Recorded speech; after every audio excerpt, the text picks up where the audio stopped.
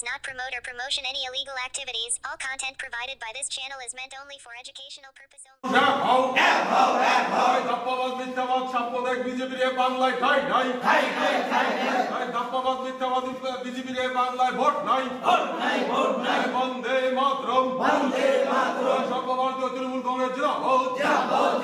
পাথরসনে BJP ছেড়ে তৃণমূলে যোগদান কর্মসূচি আয়োজিত হলো।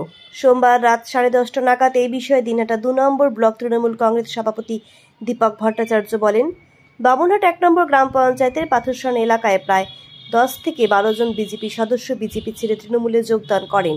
এছাড়াও এদিন সংবাদ মাধ্যমকে প্রতিক্রিয়া দিতে গিয়ে দীপকবাবু কি বললেন আমরা শুনব। আজকে বামুনহাট 1 নম্বর অঞ্চলের আমাদের পাথরসন এলাকার বিজেপির কর্মী বুথ সহসভাপতি সহ প্রায় 10 থেকে 12 জন ছেলে আজকে বিজেপি ছেড়ে আজকে তৃণমূল কংগ্রেস যোগদান করবে। আমরা লক্ষ্য করছি যে আমাদের বিভিন্ন সময় বিভিন্ন এলাকার থেকে বিশেষ করে নিশীথ প্রামাণিক প্রার্থী হওয়ার পরে যে বিজেপির থেকে যে মানুষের মধ্যে যে তৃণমূল কংগ্রেসে যোগদান করার যে প্রবণতা এটা বৃদ্ধি পেয়েছে এবং প্রতিনিয়ত আমরা দেখতে পাচ্ছি যে বিজেপির কর্মীরা বিশেষ করে যে বিজেপি একসময় আমার নিশীথ প্রামাণিক ওই নারায়ণী সেনার কথা বলে যুব সম্প্রদায়কে আকৃষ্ট করেছিল, আজকে 5 বছর হয়ে গেল নারায়ণী সেনার দেখা নেই। আজকে বেকার যুবকরা আজকে হতাশ, যারা গত 19-এ 2 হাত ভরে আশীর্বাদ দিয়েছিল,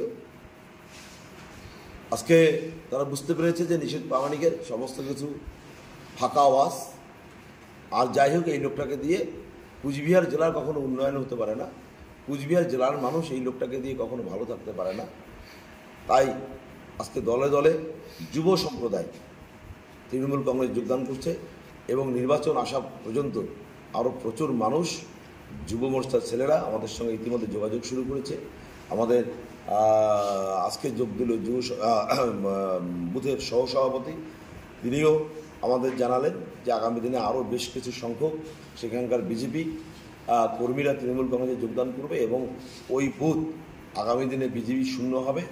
আমরা এই প্রত্যাশা আমরা রাখি।